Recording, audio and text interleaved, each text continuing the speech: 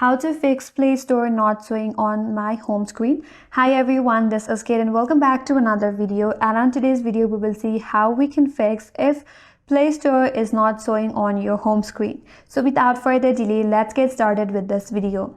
So first of all, launch your settings in your device.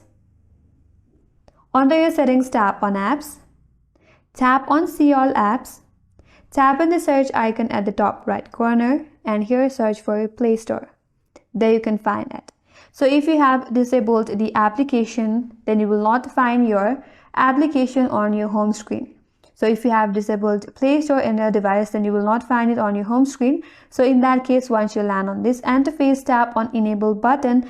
After you enable your application, if you go back and check for the Play Store in your home screen, you will find your application here. So here you can see there is a Play Store application. And that's all for today's video. Hope this video was helpful, and if you are new to our channel, consider subscribing. Thanks for watching and stay tuned for more videos.